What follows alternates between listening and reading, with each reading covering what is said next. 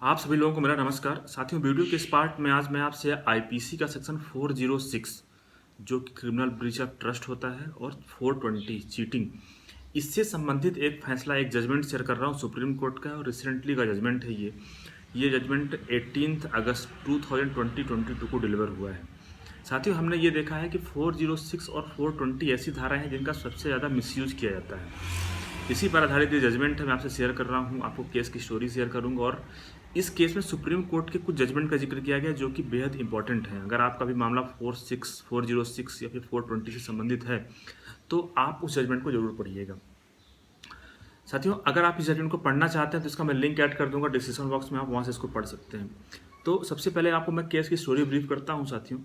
तो ये जो मामला है ये सुप्रीम कोर्ट से डिसाइड हुआ है और ये जो केस है ये MNG भारतीस Reddy versus Ramesh Ranganathan and others के नाम से है।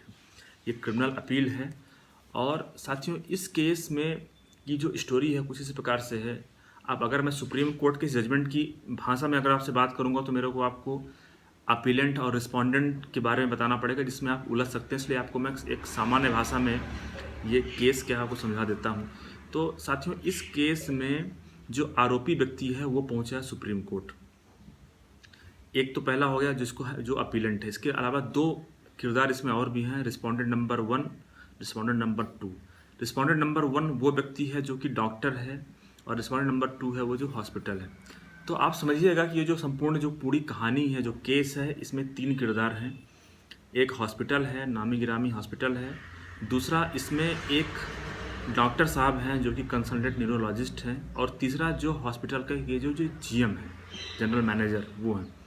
तो साथियों, इस केस की कहानी कुछ ऐसी है कि एक हॉस्पिटल एक डॉक्टर से एग्रीमेंट करता है सन 2003 में।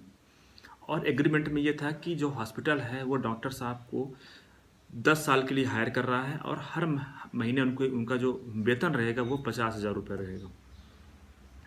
हाँ, उसमें ये जो कॉन्ट्रैक्ट किया गया डॉक्टर साहब से और हॉस्पिटल के बीच में, इसमें शर्तें ये थी कि अगर दोनों में से किसी भी पार्टी अगर कोई कॉन्ट्रैक्ट को टर्मिनेट करना चाहती है तो 30 दिन का प्रायर नोटिस देना होगा और कॉन्ट्रैक्ट को टर्मिनेट कर दिया जाएगा।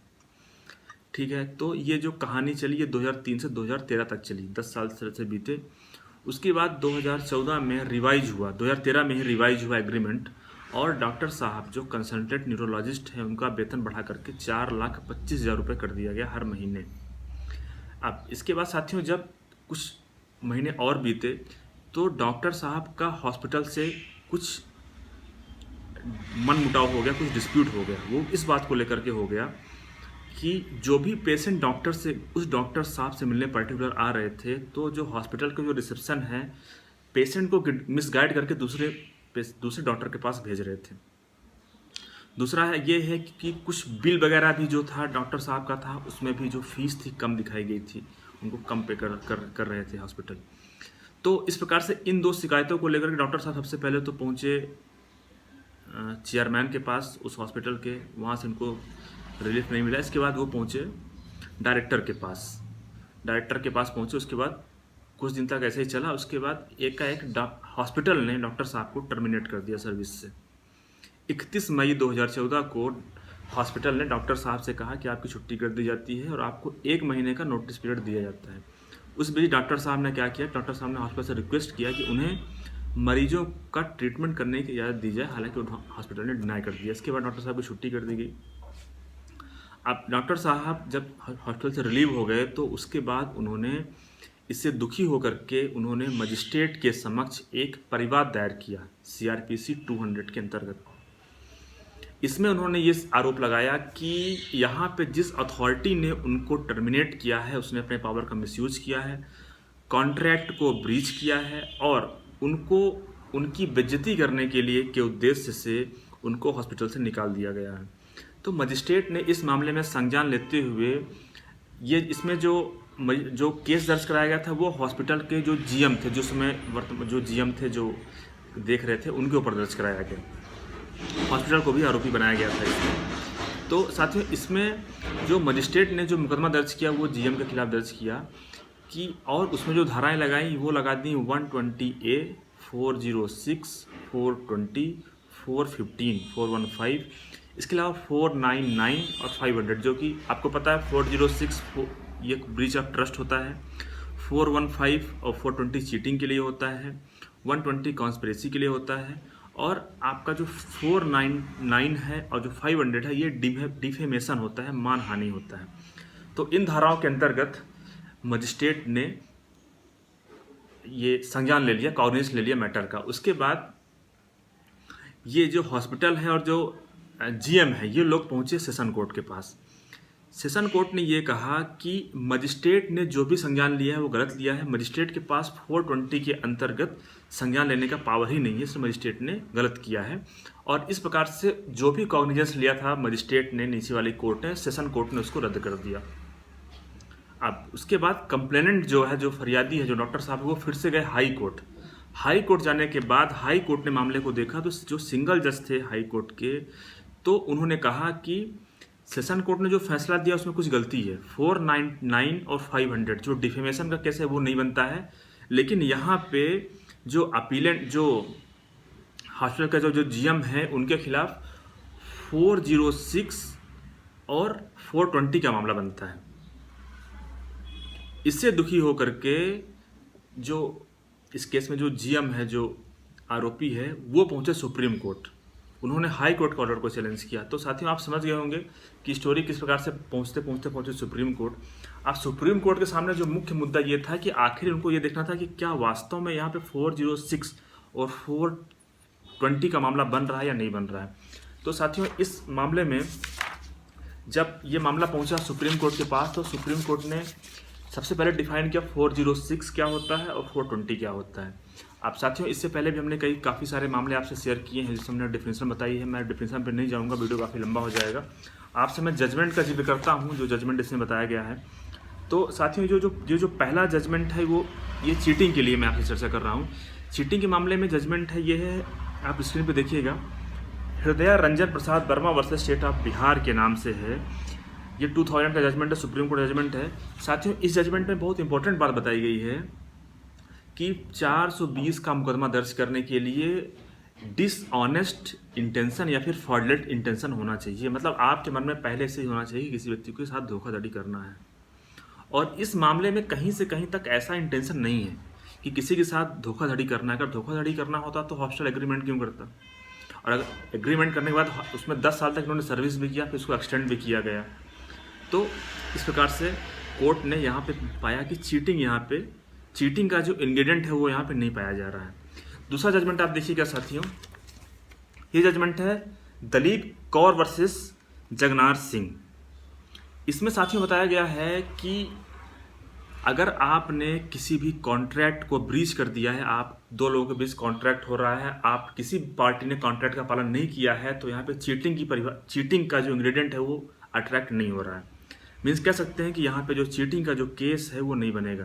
तो जितने भी केस हैं, आपका अगर कोई केस है जिसमें ब्रीच ऑफ कॉन्ट्रैक्ट हुआ है, कॉन्ट्रैक्ट को ब्रीच किया गया है, तो वहाँ पे चीटिंग का अगर केस दर्ज किया गया तो ये दो लैंडमार्क जजमेंट आप इनको पढ़िएगा, आप उसे समझ पाएंगे कि किस प्रकार से 420 के लिए कौन कौन से इंग्रेडिएंट होना जरूरी है और ब्रीच ऑफ कॉन्ट्रैक्ट के आधार पे 420 का मुकदमा नहीं बनता है। अब साथियों इसके बाद जो धारा थी वो थी 406 के लिए जो डिफिनेशन बताई गई है वो बताई है 405 आईपीसी में। अब 406 के बारे की डिफिनेशन दी गई वो भी मैं आपसे शेयर नहीं करूँगा क्योंकि वो मैंने काफ़ी पहले शेयर कर चुका है। अब इसमें भी दो लैंडमार्क जजमेंट है उसका जिक्र कर रहा हूँ आपसे, आप स्क्रीन पे देखिएगा। तो साथियों ये जो पहला जजमेंट है ये है अनवर चंद नंदेकार वर्सेस स्टेट ऑफ कर्नाटका के नाम से है। ये 2003 का जजमेंट है।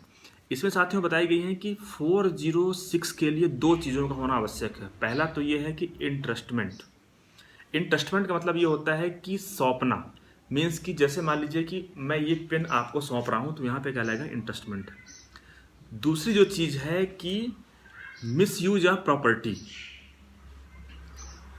आप समझ सकते हैं कि इसमें या तो कह सकते हैं इसको मिस एप्रोप्रिएटेड प्रॉपर्टी, या फिर वो जो प्रॉपर्टी है उसको अपने यूज के लिए कन्वर्ट करना।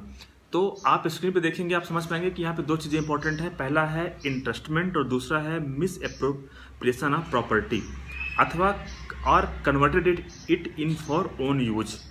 तो आप समझ गए होंगे कि यहाँ पे अगर किसी केस में 406 का मुकदमा दर्ज करना है तो इन दो चीज़ों का होना आवश्यक है। पहला तो ये कि आप अपना कोई भी प्रॉपर्टी किसी दूसरे व्यक्ति को सौंपें।